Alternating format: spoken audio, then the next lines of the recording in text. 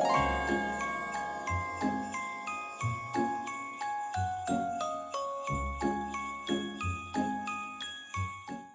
there, my sweet friends. I hope you are all doing well. Welcome to day 9 of our 12 Days of Christmas in July series. Now, if you're just joining in, you can find links to the first 8 days at the top of the description so you can stay caught up.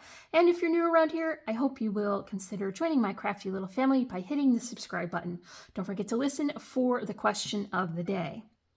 Today's project is a request from the peeps for a 5x7 mini album, and this time I'm creating a super sturdy base with ready-made cardboard mailers. So I just want to flip through here really quickly and share with you how this looks on the inside. So this is probably going to be the heaviest album I have created per square inch. So I think you can imagine how nice and thick and full and chunky this is. So we have pockets, we have flip pages, there are also tip-ins, and I have the inside of that spine finished with the beautiful pattern paper, and this side will mirror the other side. I also use some pretty stickers to embellish some of my inserts. So I just thought, for funsies, what if we weighed this book to see how it goes? I brought down my kitchen scale. Let's just get that turned on and put our album here and see. It is almost a pound. So this is a lot of paper, friends, and a lot of layers. It is so thick and nice and chunky and sturdy. I absolutely love it. If that sounds good to you, then stick around and we'll make it together. For today's project, we are working with the Mistletoe Lodge paper pad. This is from the Paper Studio from Hobby Lobby. This is an absolutely beautiful woodland-inspired paper pad. It is single-sided, but these papers are really nice and thick, and the texture on the paper is sort of linen-y, so it's an absolutely beautiful quality paper pad. The pad itself did not come with any kind of journal cut apart or cut apart images, so I am going to pair it with my Simple Vintage Christmas from Simple Stories, and this is just the sticker sheet for this. I'm going to create my own tip-ins, and then I'm also going to use these to embellish some of the pages. And as I mentioned, for the base, we have a 9x7 cardboard mailer. You can pick these up from Amazon, and I will link them in the description. These come with a little tab to pull off, and then you can seal it up. You do want to seal this for the purpose of creating the cover for your folio. Now, I will recommend that you take caution when you cut this. They are pretty thick, and so if you have a good quality guillotine cutter, you'll be able to get through this. Don't Hulk smash through it. You really want to take your time and cut it slowly. That is what I did, and it worked out fine. If you're not confident in your guillotine cutter, or you just have a regular paper trimmer, I would suggest just using a craft knife and a ruler and getting these cut. So it's a very easy, and there's only 2 cuts. So even if you have to do it manually, it will be no problem. So I have this cut into 3 sections to create the components for the base. So my first cut is at 5 inches. And this is going to be the full-size page. Then I turned it in the cutter, and I cut off 3 inches from the bottom. This leaves me with a 1-inch strip, and I will be using this as a belly band. So the nice thing about using these pre-made envelopes or mailers is you're going to get a beautiful finished edge all the way around. And as I mentioned, these are very sturdy. So this is going to wind up being probably the heaviest mini album I have ever created. It's chunky and it's heavy and it's so, so nice. So for the project I'm sharing today, you need 2 of these cut in the exact same measurements. So here are my full-size pages, and you can see that I have the cut portion going toward what will be the spine. Now you need to add a couple of inserts that will help to fill in all of the space inside. So what I want to do is cut some 65-pound weight paper. This measures 6 3/4 by 8.5. It's scored at 5 and 5.5. So the reason why it is slightly less than the height of the book is just for ease of sliding that into place. So the first thing I want to do is have my adhesive here and here so that I can seal it up on both sides. It will be much easier to put this into position and then just work your craft knife down in there and grab the backing from your double-sided tape and just pull it out then. And that will be easier when all of the adhesive is exposed. So I've got one side done, and I just want to grab that other backing from the other side here real quick. It's difficult to see what I'm doing exactly, but I'm just working my craft knife underneath that paper and pulling it off. So here is one side, and it would open this way. So you want to repeat that process for this side, but have your full page opening toward the left. Now we need to connect these two pieces, and we also want to create a nice finished spine here. So I have a piece of 110-pound cardstock, and this is 7 high by 3 1/4 wide. It's scored at 1 and 2 1/4. I've put double-sided tape on, and this is the place for your 2 glue combo. So let's go ahead and add that now.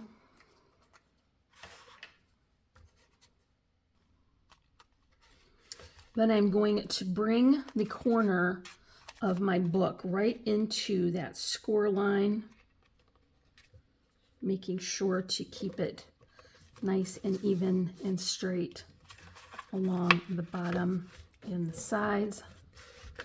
See how that now wraps around.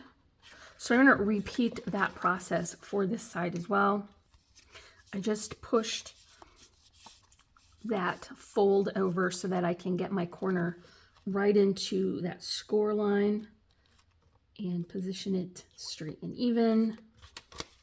Okay, so here is the sturdy outside cover, and we're going to reserve those pockets until later because we want to add some pattern paper to them before we adhere them. But as you can see, it will fold open, and then we've added our 2 additional sections. So one last thing before you get too far into those paper patterns is the spine, and you will do this now and thank me later because it's much easier to do this when you can get your project down on the flat surface. So the cardstock I have for this is 6 7/8 high by 1 1/8 wide, and the pattern paper is 6 3/4. So I've got my pocket portion here, and I did add a little bit of my tape to that.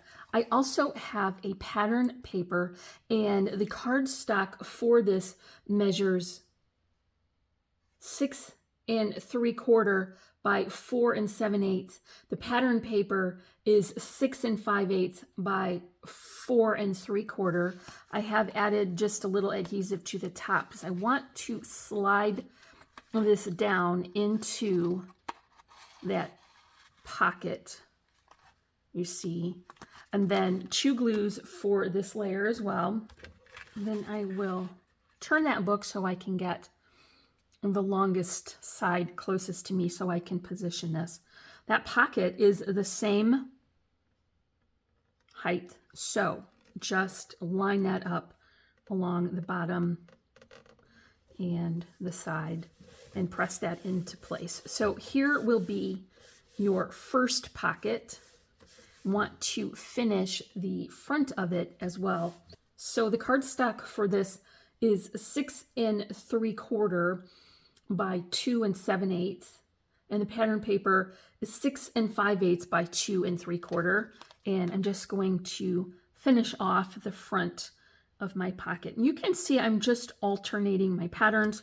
So I have one that's more of an all over non-contrasting with a geometric. And so this helps to keep those paper patterns from looking busy. So now we have a really sturdy pocket here, and I want to create an insert for that. That is going to be the size of a standard size A2 greeting card. So my card base is going to measure 5.5 by 8.5 and scored at 4 1/4.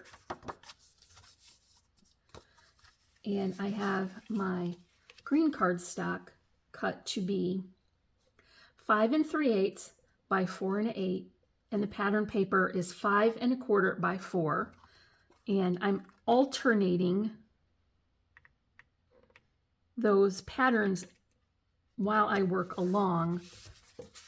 And I'm also going to utilize some offcuts that I created when cutting the full-size pages so that I could utilize all of those scraps and not add them to the stash.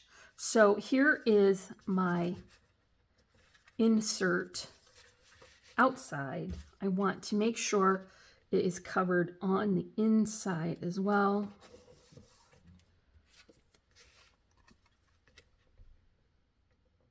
We're going to come back when we're done adding the pattern paper layers and embellish this further with some stickers.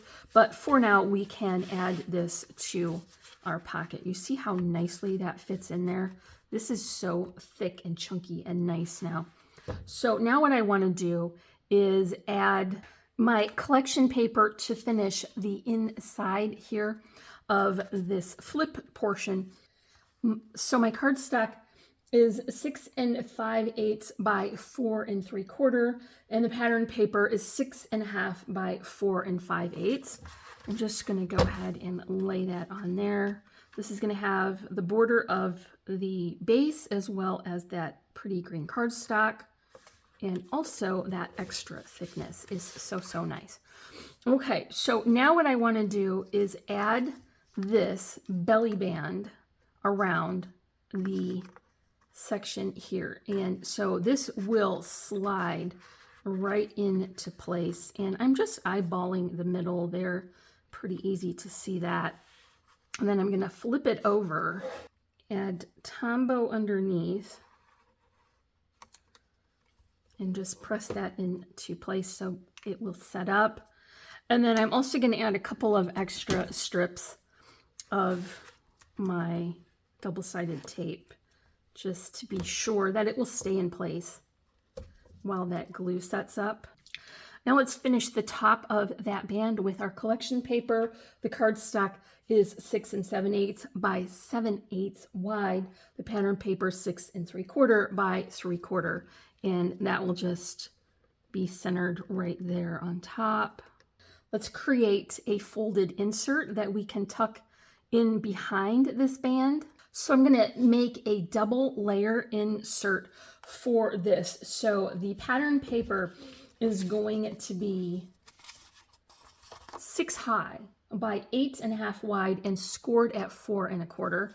I've put my double-sided tape on one side. We'll add our Tombow and join these together. So you'll have 2 sets of pages here, and for the cover and the inside pages, all the same measurement. The cardstock is 5 7/8 by 4 1/8. The pattern paper is 5 3/4 by 4, and I want to have the beautiful plaid on the outside.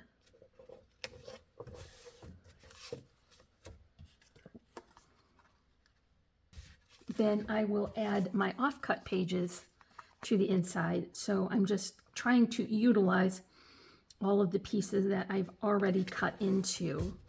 Okay, that is so nice and super thick and sturdy. Let's bring it to the book and slide that under the band. That will be the inside of this flip. Now we need to cover the outside. As I mentioned, the collection did not have any image cut apart, so I'm gonna wind up making my own tip-in journal card. I'm starting with my cardstock at 4 by 4, and I scored it at 1, so that way I can add this behind the pattern paper and capture that between the layers. So my tip-in image is just a combination of the offcuts. I use my green border. There is some of that beautiful foliage and the tree bark. I've added a small circle die cut that had a scalloped edge and one of the stickers from the sticker sheet, and then the sentiment is an additional sticker from that layered over plaid. So I'm just going to finish the back with the pattern paper. The measurement for the pattern paper is going to be 3 7/8 by 2 7/8, and that way we keep all of those pretty borders. I've already finished the page for this side. I've added that flap onto the back of the page, and that will capture that between the layers. And then I'll just add this to the book, and that will help to disguise our belly band in between those layers. So now this is so thick and nice and full. I am going to repeat that process for this side as well, and I will just go ahead and speed that up so that you can see the process, and I'll add a little festive Christmas music. When we get done with that, we'll come back in and work on embellishing the insides of those pages.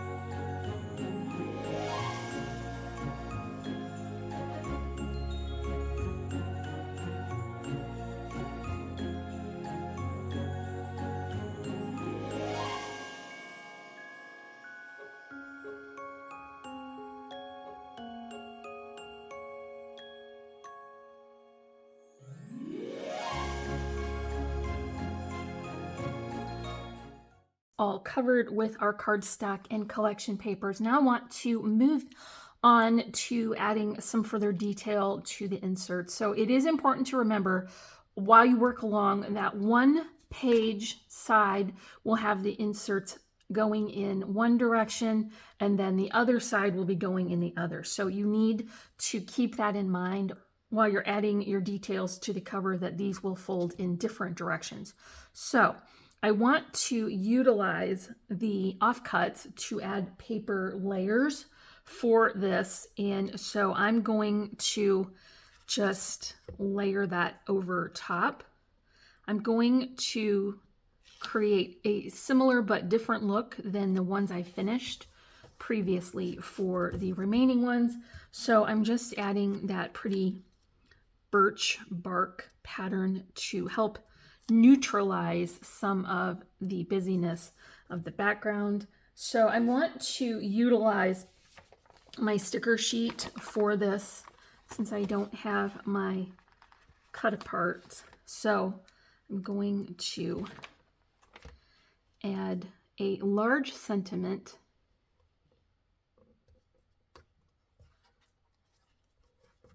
It's nice that these have a white background so that you can see them easily on that plaid paper.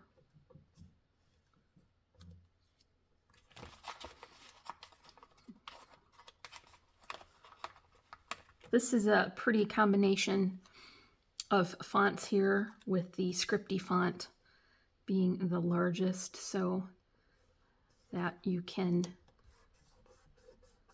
build your own sort of cut apart image here. So for the bottom, I need to find a couple of the stickers to join together to make a larger one, because I've already used the largest poinsettia. So I think what I want to do is pull this winter leaf sprig and just join it to this one and kind of create a larger sticker out of two smaller ones. Now you can see I need to pull a couple of my star stickers to fill in and anchor this arrangement. So I'll just add them right to the back while I'm working along so that I can see the placement where I want to stick these down to. This over here. Now I'm kind of seeing that this extra leaf and stem isn't really helping this arrangement, so I'm just going to pull that off to make it a more cohesive look. Then I'll just drop that down onto the insert. So that larger one is done now, and I want to finish off the smaller one with a similar arrangement. So I think for this one, I'll start with my sticker and add this tag. I truthfully don't get nearly as much use out of these sticker sheets as I should, because I always do have a really nice time creating different combinations of them to create clusters for my project. So I think I need to make this more of a habit. This is one of the sentiments that I cut from one of the other stickers. And here is one more star to anchor the other corner and fill in that small arrangement. That first insert also had some stickers with little hearts, so I think I want to just finish that one off right here, and that will complete that insert. So now I can add these to my book. Look how thick and full and nice that is now. So I'm just going to cover the back first, and I'm going back to that beautiful foliage print. It is 6 7/8 by 4 7/8 for the cardstock. The pattern paper is 6 3/4 by 4 3/4, and I'll just center that right there on top of the base. Going to add some bold check ribbon here in a beautiful black and white on to the cover, just tacked in temporarily with a little bit of hot glue. Then I will cover that with the same pattern I put on the back.